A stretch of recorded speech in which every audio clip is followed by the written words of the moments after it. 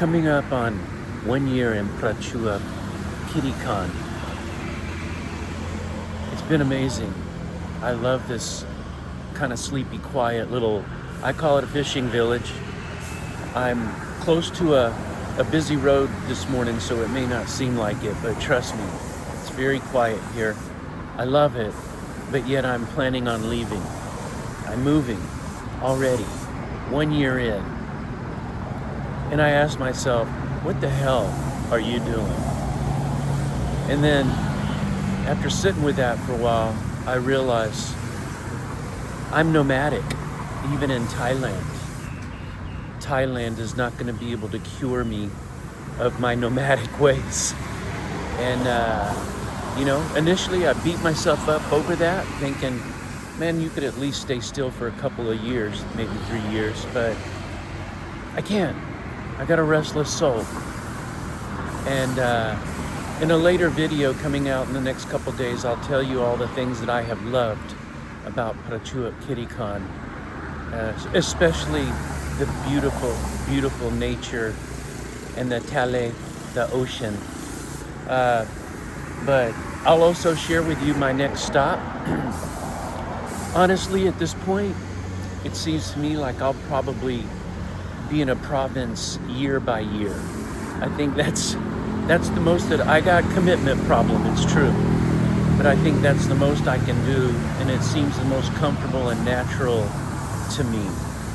And but the thing about this is I'll be staying within Thailand and exploring this beautiful and amazing country and all the different geographical areas and the cultures. But I'm nomadic, and I was thinking about why do you still have to be that? Even now you're a pukao, like that's Thai for old man. Why are you still nomadic? Why do you still have a restless soul? And I think honestly I've traced it back to my childhood. My dad was in the Air Force, and my two sisters and I and my mom.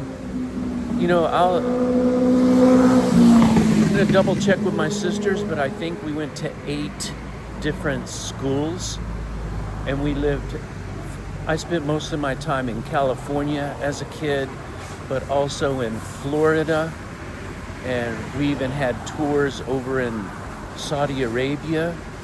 My dad was a jet aircraft mechanic, and so we just traveled. And I think it's in my blood now, literally, to move, to experience something new, to not get too comfortable with things. And while I'm talking about this, a shout out to all the military families and all the military dependents and military brats like me when I was growing up. It's a difficult and challenging life on many aspects. But what I realize now is that all those moves and always being the new kids, even like with the 3 different high schools, that was hell. That was very difficult. And the only times that I can remember ever being in a fist fight was in high school during that transition. As a kid coming from a California high school to going to a small town, I choose my words here carefully, to a small town, North Carolina, like industrial town, and being a new kid from California, that was not a smooth transition. And there were times when I had to defend myself with these, and not proud of that at all. There was a lot of angst. I was very, very anxious and depressed. But here's the thing, guys, for all the military vets and the children that travel, those things make you stronger, and they make you adaptable, and they kind of turn you into a chameleon. Like whatever setting, wherever you go, you're able to adapt and survive.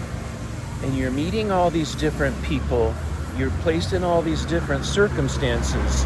Some of them, great memories for a lifetime. And some of them really, really difficult and really, really challenging. But in the end, when you grow up and you go out into the real world as a man or a woman, what you find is how you're able to adjust and adapt and cope. And honestly, like with the people skills, I got a lot of work to do on that even now, but it helps you to learn how to navigate different personalities, and different personality types. So I think I'll be nomadic until the day I die. And this morning, I'm okay with that.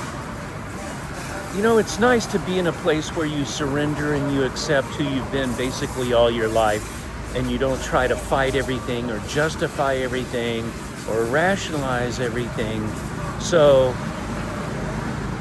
I want to salute all the nomadic folks, whether some dudes are hopping, some ladies and guys are hopping railways, hopping trains and traveling America. And some folks are serving their country and they're moving frequently. For all the folks who are traveling and moving, whatever the impetus is for that, it's an amazing world, guys. Every time you move, you get a chance to push the reset button and recalibrate and experience new settings and new people. It's a little scary, it's a little anxious, even now as an old dude, but it's also very invigorating and exciting. So for all the nomadic people, and especially for all the military veterans and their families and their dependents who are traveling to support America, I salute you. Thank you for your service. And for all the children and the dependents, like I taught on military bases for so long, such a special group of kids, and I connected with them and loved them so much because I was that little kid that was showing up in the middle of the school year, in a place that I had never been before, and I know what that's like. I knew what that was like. So I have a special place in my heart for military children and military families. Love you guys. Thank you for your service. And until next time, peace, love, and light.